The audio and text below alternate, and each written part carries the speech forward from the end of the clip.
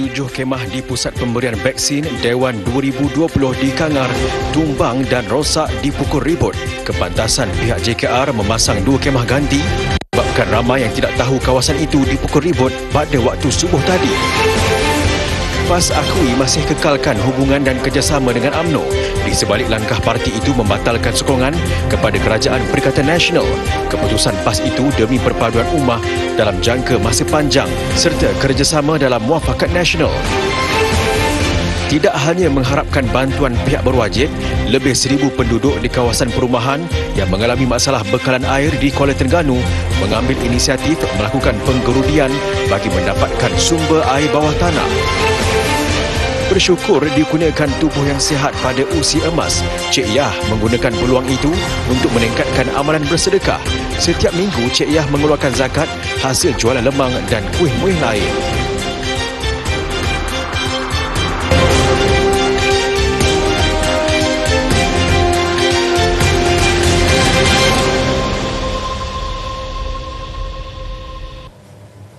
Berita TV9 bersama saya Ahmad Bar, Zainal Abidin. Kita terus ke laporan berikut.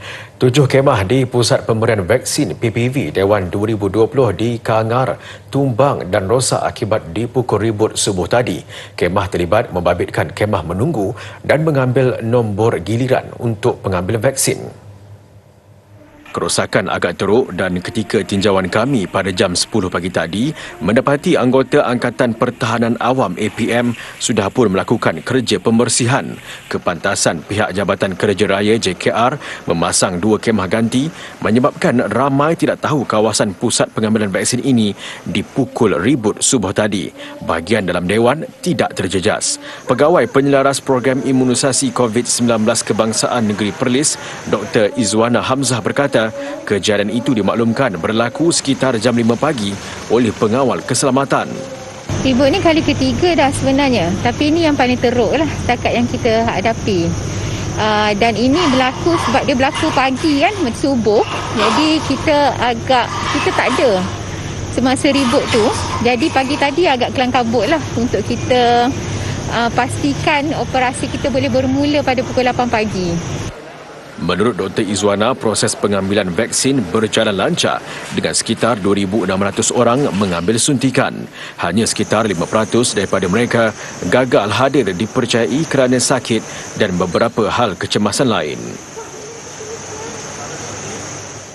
Ahli Parlimen Muar Syed Saddiq Syed Abdul Rahman dihadapkan ke Mahkamah Session Johor Bahru hari ini atas 2 pertuduhan pengubahan wang haram membabitkan wang berjumlah RM100,000 3 tahun lalu. Syed Saddiq yang juga bekas Menteri Belia dan Sukan mengaku tidak bersalah selepas pertuduhan terapnya dibacakan di hadapan Hakim Datuk Ahmad Kamal Arifin Ismail. Mengikut pertuduhan, Syed Saddiq dituduh membabitkan diri dalam pengubahan wang haram iaitu memindahkan wang berjumlah RM50,000 di dalam akaun Maybank Islam Berhad miliknya ke dalam akaun amanah saham Bumiputera miliknya masing-masing pada 16 dan 19 Jun 2018. Kesalahan itu boleh membawa hukuman penjara tidak melebihi 15 tahun dan denda tidak kurang 5 kali ganda jumlah suapan atau jumlah hasil daripada aktiviti haram yang dihadapkan ke atas tertuduh. 22 Julai lalu, Syed Saddiq dihadapkan ke Mahkamah Session Kuala Lumpur atas pertuduhan pecah amanah dana sebuah politik berjumlah RM1 juta dan menyalahgunakan wang sumbangan RM120,000 untuk kempen pilihan raya umum ke-14. Di Mahkamah Session Kuala Terengganu, anggota rela yang berdepan tuduhan membunuh Ketua MCA bahagian Marang dihadapkan atas pertuduhan cubaan membunuh rakan mangsa hari ini.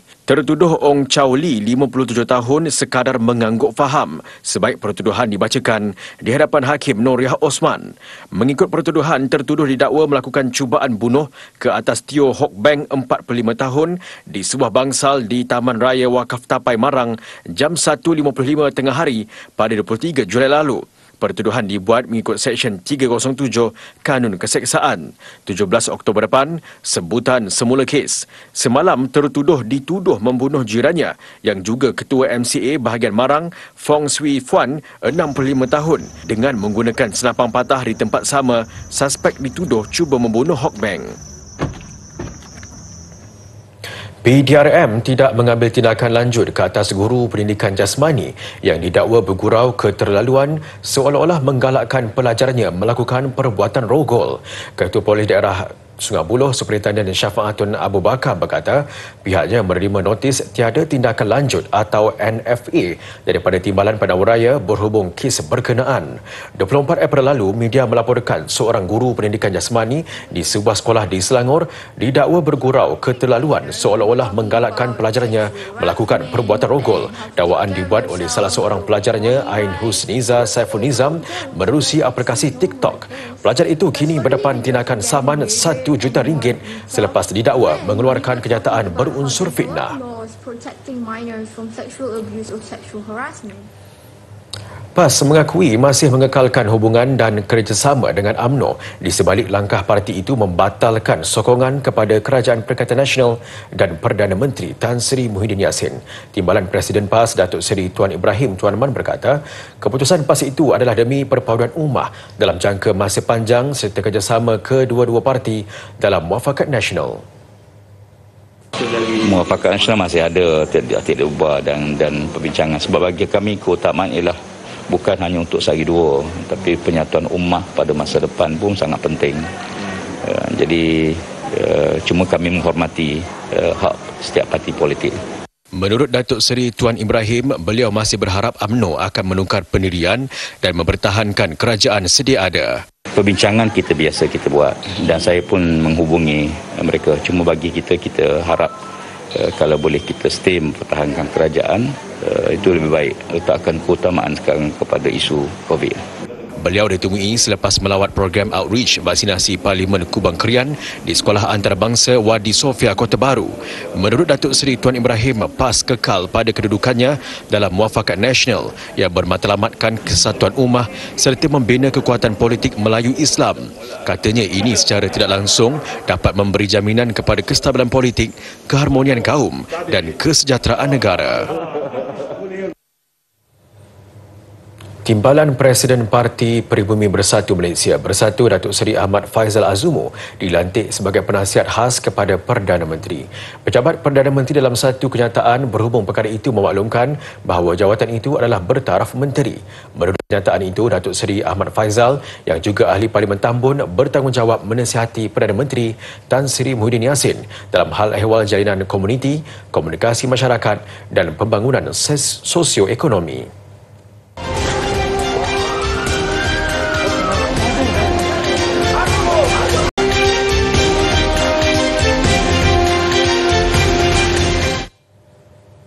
Bertemu kembali. Vaksin COVID-19 jenis Moderna mendapat kelulusan bersyarat untuk kegunaan semasa bencana di negara ini. Kelulusan pendaftaran itu diputuskan pihak berkuasa kawalan dadah PBKD hari ini.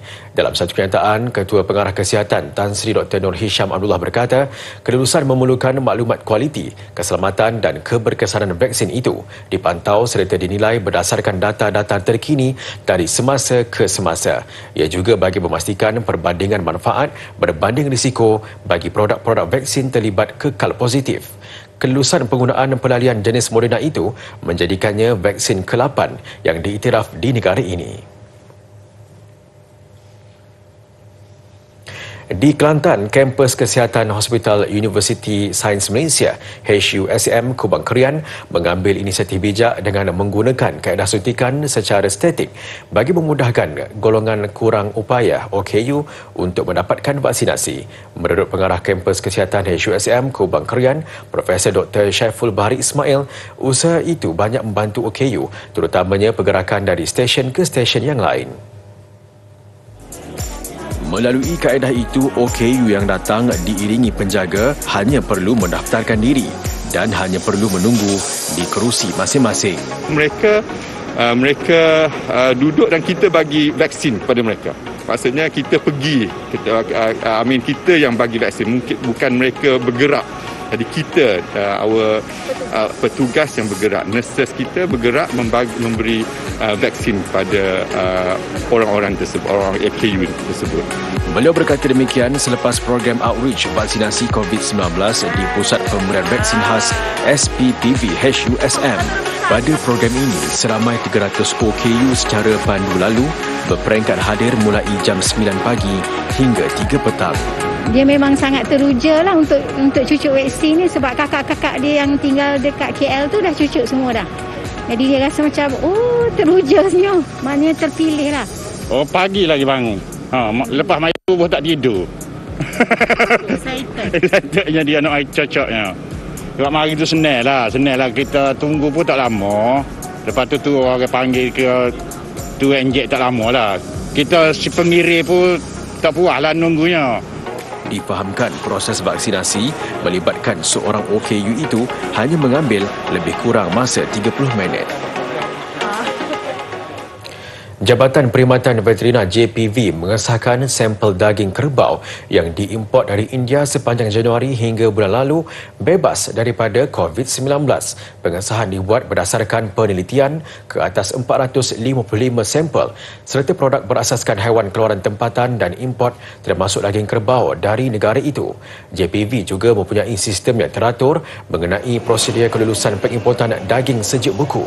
Juruterus jabatan itu menasihatkan orang ramai tidak bimbang dengan keselamatan daging kerbau sejuk beku yang diimport, memandangkan daging diperoleh daripada rumah sembelihan yang mendapat kelulusan kerajaan Malaysia selain pusat pengeluaran daging dipantau rapi pihak berkuasa negara pengeksport. Di Kuala Terengganu, masalah bekalan air sejak 2 hari lalu menjejaskan kehidupan lebih 1,000 penduduk di sebuah kawasan perumahan. Bagaimanapun, penduduk tidak hanya mengharapkan bantuan pihak berwajib, sebaliknya melakukan inisiatif dengan melakukan pengkerudian untuk mendapatkan bekalan berkenaan. Menurut penduduk Taman Cikgu Ismail, kerja penggerudian menggunakan saluran paip yang dikenali sebagai boreng air. Alternatif itu terpaksa dilakukan kerana ada kalanya bekalan yang disediakan pihak syarikat air Terengganu tidak mengikut jadual ataupun sudah kehabisan. Menurut penduduk, dengan adanya sumber air berhampiran kediaman, mereka tidak perlu lagi keluar jauh untuk mengambil bekalan yang disediakan oleh pihak berwajib, sekaligus dapat meminimumkan penularan COVID-19. Ni kira plan B lah, boleh katakan plan B lah, sebab jakat mula-mula tu dia kata siap dalam masa sehari. Lepas tu jadi 2 hari, lepas tu jadi kita ambil alternatif ni, plan B untuk mana kegunaan air untuk penduduk sini. Jadi penduduk pun tak payah keluar, jadi ada sini dah. Jadi tengok hari sini je. Alhamdulillah, alhamdulillah kepada penduduk taman kita ni dengan keadaan budak orang taman usaha untuk boring air ni kan. Sementara ada bantuan lain lagi, lepas tu yang sambungan lah keadaan pahit air yang Terengganu yang rosak ni. Jadi kita kira bolehlah menampung sementara kalau anak-anak dalam ni keadaan. Gangguan bekalan air di negeri itu menjejaskan hampir 150,000 penduduk di 2 daerah iaitu Kuala Nerus dan Kuala Terengganu berpunca akibat paip di dasar Sungai Terengganu pecah. Ia dijangka pulih secara beransur-ansur dalam masa 5 hari lagi bergantung kepada tahap kerosakan paip dan keadaan sungai. Bersyukur kerana dikurniakan tubuh yang sihat pada usia emas. Rebiah jantan menggunakan peluang itu untuk meningkatkan amalan bersedekah. Hasil keuntungan daripada perniagaan lemang digunakan untuk keperluan keluarga beliau dan yang selebihnya untuk golongan yang memerlukan.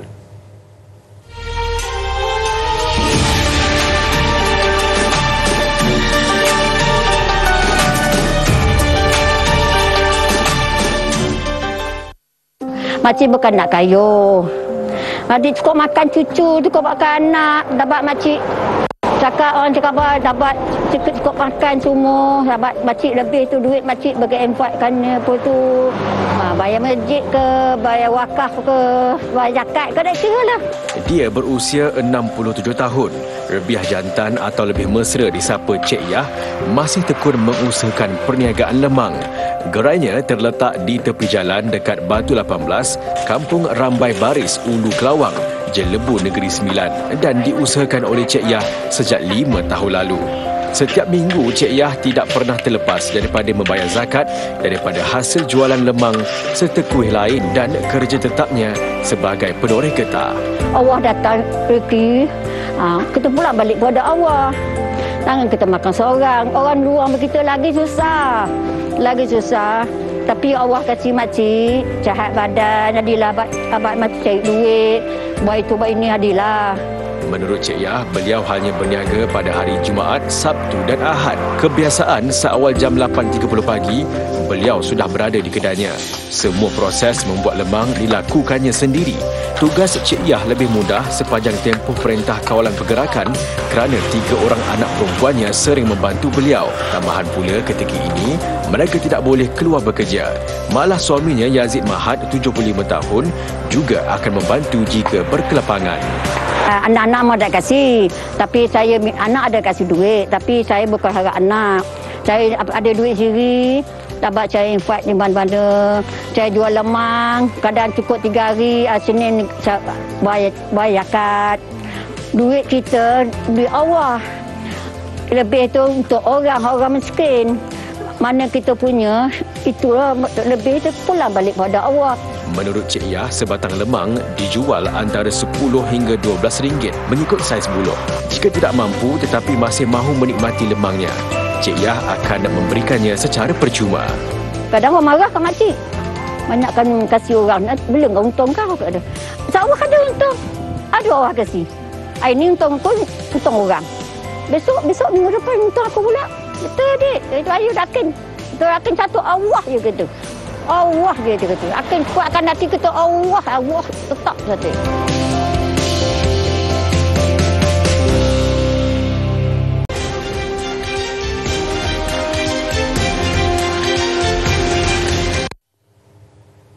Laporan antarabangsa, sekurang-kurangnya 84 cedera dalam pertempuran di antara penunjuk perasaan dengan polis di Beirut, Lubnan. Ketegangan tercetus dalam tunjuk perasaan sempena ulang tahun tragedi letupan aluminium nitrat yang mengorbankan 214 nyawa. Penunjuk perasaan tidak berpuas hati dengan pihak berkuasa yang dituduh sengaja melengah-lengahkan siasatan. Dia bertindak ganas membaling batu ke arah polis dan membakar bahan buangan di tengah jalan raya. Polis pula bertindak balas dengan melepaskan gas pembersih mata dan semburan air serta tembakan peluru getah.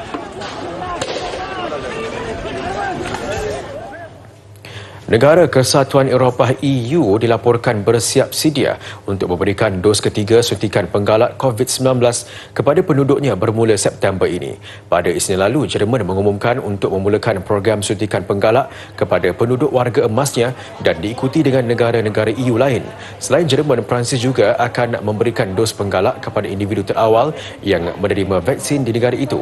Hungary turut menyertai senarai dengan menawarkan suntikan penggalak kepada semua penduduknya selain Sepanyol serta Itali yang turut menyuarakan hasrat sama. Keputusan tersebut diambil di saat kebanyakan negara dunia ketiga masih bergelut menjayakan program vaksinasi masing-masing berikutan kekangan bekalan vaksin. Penduduk Sydney melalui detik paling sukar pandemik COVID-19 hari ini dengan peningkatan kes jangkitan varian Delta meskipun sedang melaksanakan kawalan pergerakan. Ketua Pegawai Kesihatan New South Wales, Kerry Chan berkata, 5 kes kematian dicatatkan semalam dengan 4 daripadanya belum mendapat vaksin. Pihak berkuasa juga mengumumkan perintah sekatan selama seminggu bermula hari ini di wilayah utara Sydney. Dilaporkan sebanyak 4,300 kes di New South Wales sejak 7 minggu lalu. Selepas kes pertama varian Delta dikesan terhadap pemandu limuzin yang tidak divaksin dan tidak memakai pelitup muka ketika membawa kru penerbangan. Kadar vaksinasi di Australia antara paling rendah dengan hanya 20% daripada jumlah populasinya lengkap menerima vaksin. Sekurang-kurangnya 16 terbunuh apabila sekumpulan rombongan pengantin dipanah petir di Sibgan, Bangladesh. Beberapa yang lain cedera termasuk pengantin lelaki. Ketika kejadian, rombongan berkenaan baru sahaja meninggalkan bot dan bergerak bagi mencari perlindungan ekoran ribut petir. Pengantin perempuan bagaimanapun bernasib baik kerana bersama kumpulan terbabit. Kesemua mangsa kemudian dikejarkan ke hospital untuk rawatan segera.